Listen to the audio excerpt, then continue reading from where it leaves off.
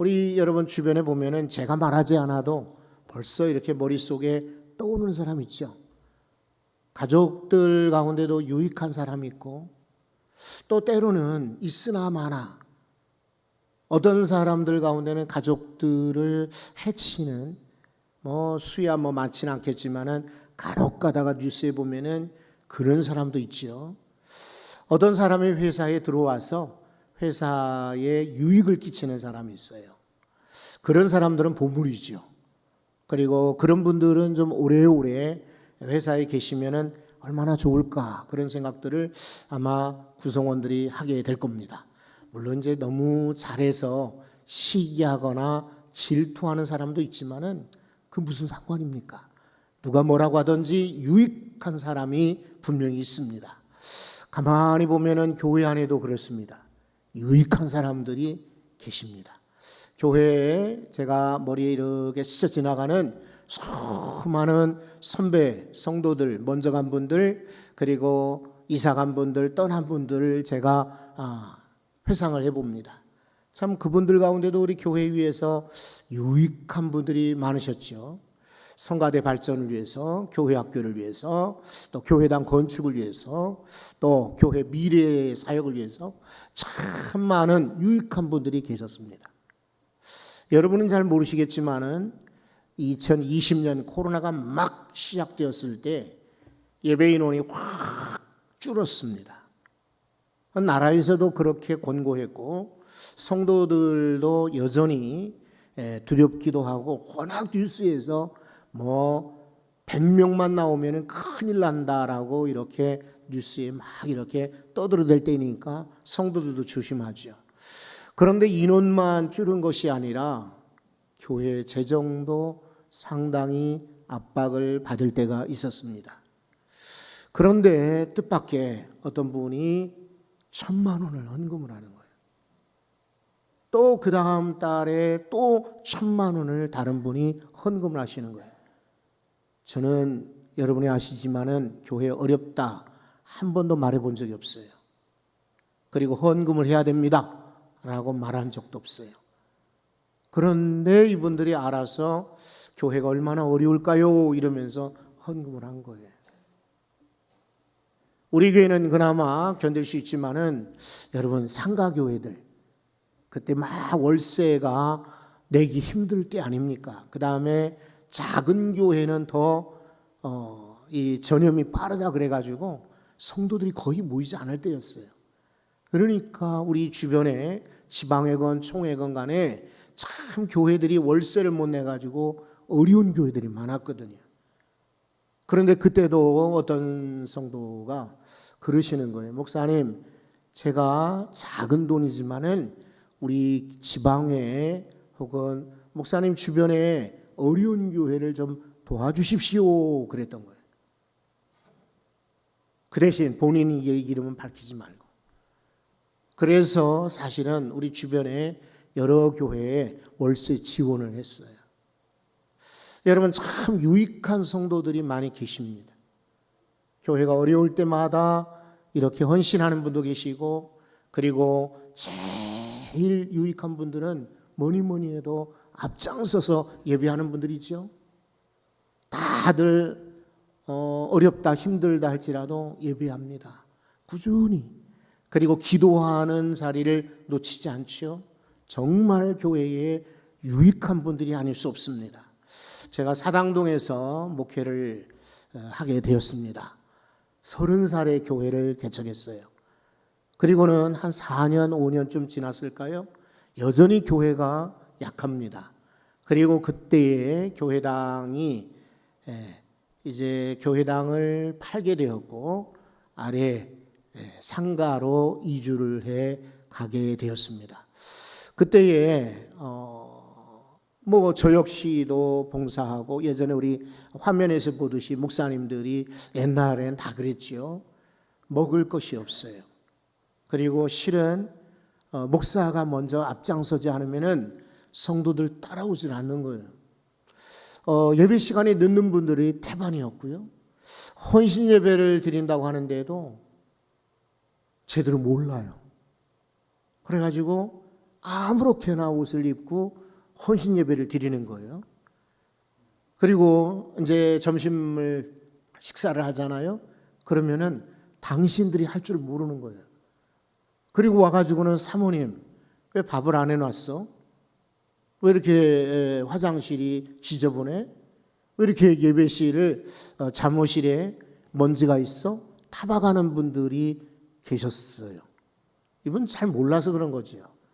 그런데 그때에 이 건물에 어린이집이 있었거든요. 미술학원이 있었는데 그 미술학원에 친정어머니가 저 시골에서 경상도 시골에서 이 따님 댁에 오신 거예요.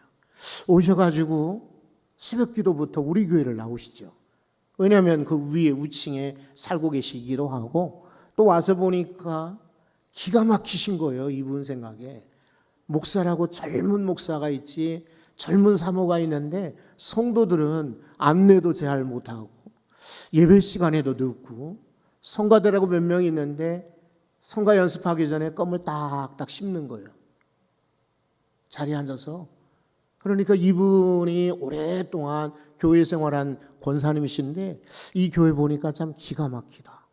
그래가지고 이분이요 하나하나 가르치기 시작하는 거예요. 구역 예배는 이렇게 드립니다. 안내는 이렇게 봅니다. 제가 가르치지 못하는 거 이분이 성도들을 불러다가 청소시키고 밥은 이렇게 하고 이렇게 봉사합니다. 여전도의 일을 하나씩 가르치는 거예요. 이분이 이제 아쉽게도 다시 이제 떠나시게 되었어요. 그런데 지금 돌아보면은 참 그분 때문에 교회가 질서가 잡히게 되고 온전하게 되어서 얼마나 감사했는지 몰라요. 유익한 사람이죠. 여러분 교회와 여러분이 속한 단체건 조직이건 모임이건 특별히 여러분 가족들 가운데 언제나 유익한 사람 되시기 바랍니다. 나이가 많다고 엄하고 대접만 받아서는 유익한 사람 될 수 없어요. 여러분이 계속해서 어렵다 하고 손만 벌리면 유익한 사람 될 수 없어요. 물론 어려울 수도 있지만은 그러나 감사하다. 그 말 한마디로 분위기를 바꿔주는 거예요. 그리고 너 누구 때문에 우리 집안이 참 고맙다. 칭찬 한마디로 집안을 일으킬 수가 있는 거예요. 유익한 사람. 오늘 성경은 바로 그런 이야기를 우리에게 주고 있습니다. 세 가지입니다. 여러분 31절을 한번 주목해 보십시오. 그런즉 너희가 먹든지 마시든지 무엇을 하든지 다 어떻게 하라고요? 하나님의 영광을 위하여 하라. 아멘. 우리 교회 생활이죠. 바울 사도는 이 고린도 교회 성도들에게 무엇을 먹든지 마시든지 우상의 제물 앞에 이야기하죠. 그거 중요한 게 아니야. 어떤 말하는 거 그것도 중요한 것이 아니야. 무엇을 하든지 간에 하나님의 영광을 위하여 살라. 하나님의 영광을 위하여 하라라고 말씀하고 있어요. 여러분 기왕에 우리가 하는 말이 우리가 하는 행동이 우리가 사는 인생이 하나님의 영광이 될 수 있기를 바랍니다. 어떻게 하면 하나님께 영광이 될까요? 첫째는 하나님을 가장 앞에 세우는 거예요. 말만 해도 하나님께 영광, 하나님께 감사, 하나님 최고입니다. 하나님이 제일 귀하십니다. 하나님을 앞세우신다면 하나님이 기뻐하시고 영광 받으실 줄로 믿습니다. 여러분 우리가 예배하는 거 있죠? 찬양하거나 예배하는 것도 하나님께 영광이에요. 그러니까 우리 자주 예배를 드리셔야 돼요. 가정에서도 예배 드리고 여러분 모일 때 구역 예배 드리고 또 소그룹으로 모여 예배 드리고요. 또 교회에서 예배 시간에 꾸준히 예배 드릴 때 하나님 영광 받아 주십니다. 시편 50편에 보면은요 23절에 그랬어요. 감사로 제사를 드리는 자가 나를 영화롭게 하나니. 감사로 제사 예배를 드리는 자가 나를 영화롭게 한다. 영광스럽게 한다 그랬어요. 여러분 세 번째로 우리가 착한 일을 할 때 선한 일을 할 때에도 하나님은 영광 받으십니다. 당연하겠죠. 신문에 같은 데 보십시오. 뉴스에 보면은 악한 일 했단 말이에요. 목사요, 장로요, 교인이랍니다. 그러면 하나님의 영광을 가리게 되겠지요. 그런데 이분이 크리스찬인데 하나님께 영광을 올려드린다. 이거 하나님이 참 기뻐하실 일이죠. 그래서 마태복음 5장 16절에 마태 5:16입니다. 5장 16절에 너희 빛을 사람 앞에 비추어서 저희로 너희의 착한 행실을 보고 하나님께 영광을 돌리게 하라. 아멘. 여러분 삼풍백화점 있죠? 삼풍백화점에 붕괴 사건이 있었어요. 아까 말씀드린 제가 사당동에서 목회할 때요. 그 백화점 앞에 주유소가 있는데 이 주유소가 기가 막히게 장사를 잘해요. 기름값이 굉장히 싸요. 작은 교회 개척교회이고 나니까 기름을 좀 아끼고자 일부러 그 주유소까지 갈 정도예요. 그런데 바로 앞에 노란 분홍색 이렇게 10개 입힌 백화점이 있었어요. 저희는 뭐 그 백화점에 들어갈 일도 들어간 기회도 없었는데 어쨌든 참 강남에 근사한 백화점이 있었는데 뉴스를 보고 깜짝 놀랐어요. 어느 날 그 백화점이 와르르 무너진 거죠. 여러분이 아마 다들 기억하실 겁니다. 이 백화점에서 이 여자아이들 자매 20대예요. 세 아이가 그만 압사당하여 죽었어요. 당시에 그 아버지가 변호사였어요. 본래는 판사였는데 이 사람이 큰 딸이 시각을 잃었던 거예요. 중간에 중도 시력을 잃었어요. 그래서 시각장애자가 되어서 이제 맹학교 있죠. 맹인학교에 이 아이를 보냈어요. 나중에 이 딸은 결국 이 맹인학교에서 교사가 됩니다. 그리고 두 아이들이 아주 착하게 이렇게 언니를 도와서 그날도 눈이 안 좋은 이 언니를 위해서 이제 맹학교의 그 교원들 기숙사에 살고 있었기 때문에 동생들이 필요한 물건을 사서 줘야 되겠다라고 해서 세 자매가 그곳에 간 거예요. 하루아침에 이 아이를 다 셋을 잃었죠. 얼마나 그 가족들이 절망이 컸겠습니까? 아버지는요. 다시 살릴 수가 없지요. 그 대신 이 아이들을 위해서 이분이 장학금을 내게 됩니다. 그래서 큰딸이 재직했던 그 맹학교에 13억 이렇게 자신의 재산들 평생 모았던 돈을 장학금을 드리고요. 그리고 매년 벌었던 것을 계속해서 드립니다. 이분이 엊그제 별세했다고 신문에 짤막하게 나왔습니다. 여러분 이분은 알려지지 않았지만 크리스찬입니다. 그러니까 많은 사람들에게 유익하게 한 사람이죠. 한 달 전쯤인가요? 저희가 미국 가기 전에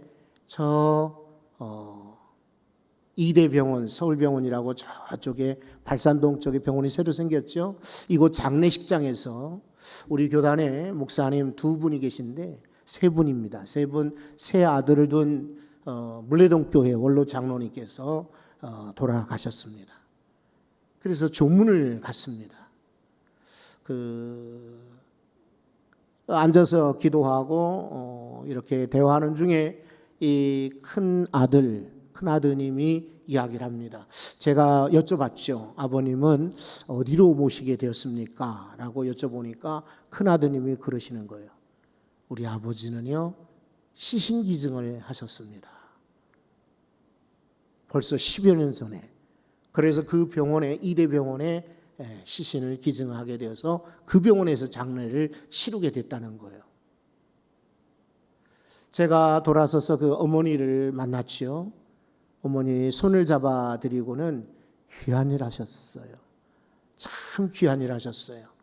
연세가 높으셨고 많으셔서 돌아가셨지만은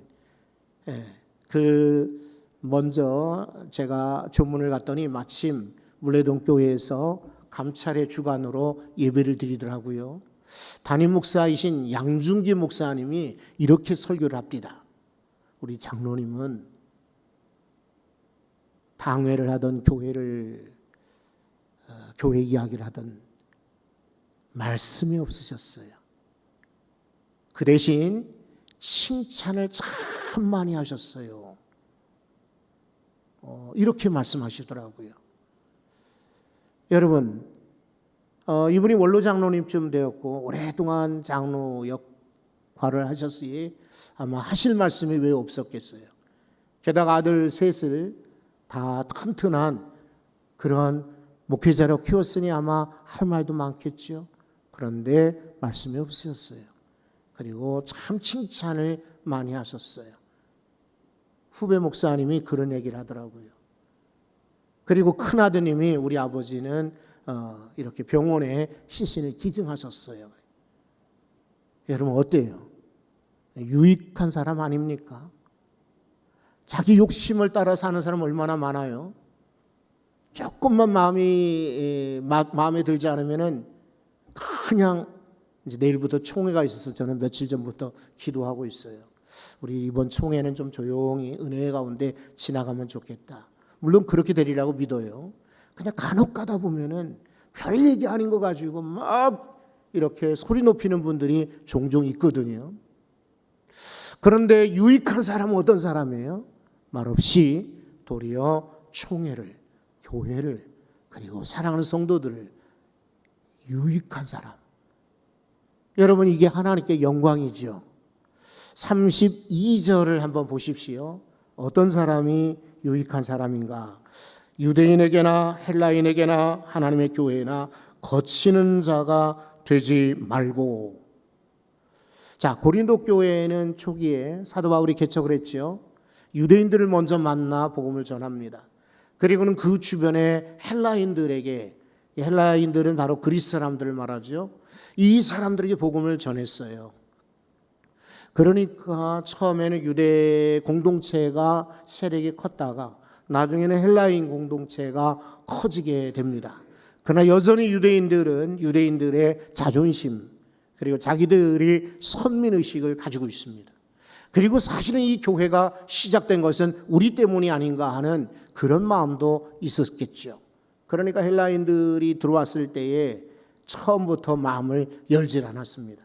그리고 계속해서 이들은 서로 갈등을 갖게 되는 것입니다. 사도 바울은 말합니다. 유대인들에게 거치는 돌이 되지 마라.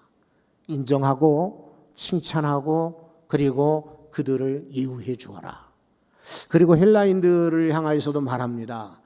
헬라인들은 뒤에 들어왔다 할지라도 새신자이고 잘 모르는 이들이니 존중해 주어라. 사랑해 주어라. 그리고 그들을 일꾼으로 세워 주어라. 거치는 자가 되지 말라라고 권면하는 것입니다. 특별히 여러분이 주목해야 될 것은 유대인과 헬라인 그 다음에는 교회에나 이렇게 말하고 있죠. 교회에도 유익을 끼치는 사람은 해치는 사람이 아니죠. 도움이 되는 사람 아니겠습니까? 여러분 토마스 칼라일이라고 하는 인물이 있는데 영국의 유명한 평론가이고 정치가이고 그리고 작가이기도 합니다. 이 토마스 칼라일 이 사람이 유명한 프랑스 혁명사를 썼는데 이 원고를 쫙 몇 년에 걸쳐서 완성하고는요 자기 친구인 이제 밀이라고 하는 사람에게 이 원고를 존 스토트 밀이죠. 이 사람에게 좀 보여주려고 원고를 찾았는데 안 보이는 거예요. 어디 갔느냐 그랬더니 하녀가 쓰레기인 줄 알고 그냥 불에다가 태워버렸던 거예요. 엄청난 충격이죠.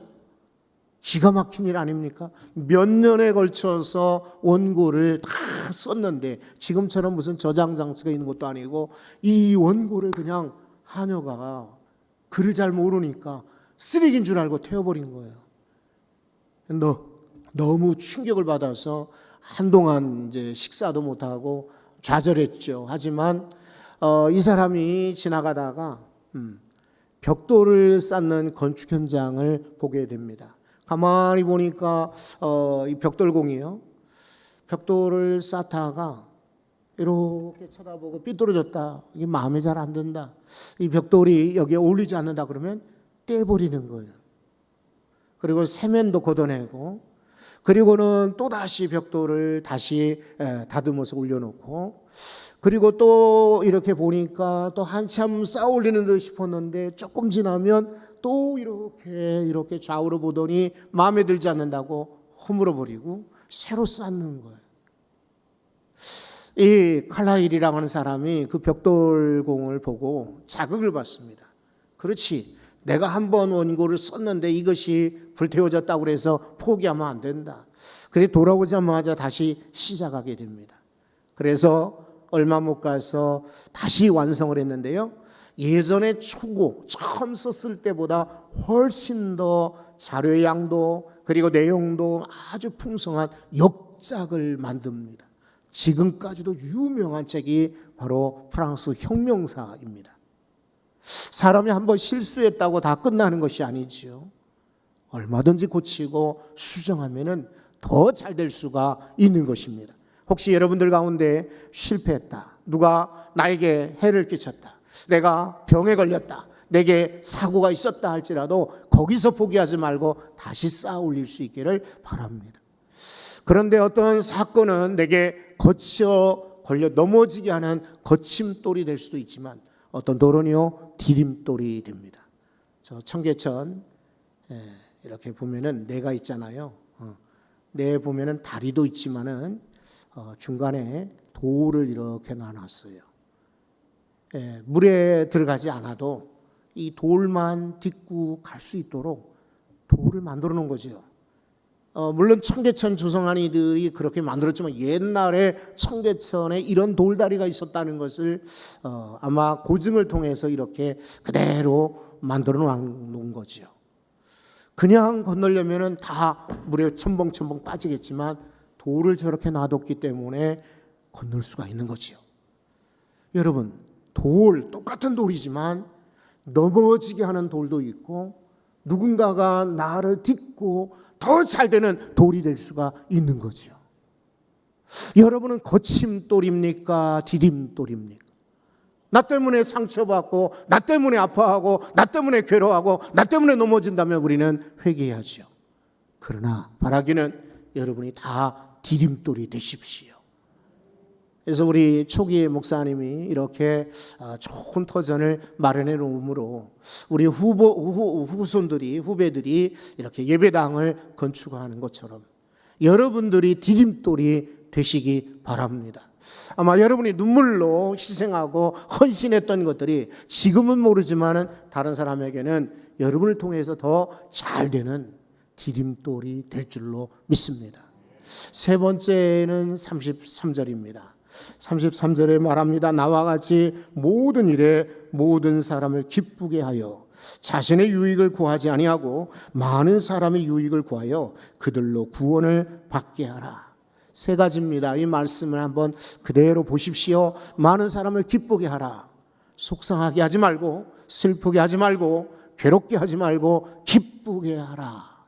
그리고 자신의 유익보다는 다른 사람의 유익을 위해서 살라.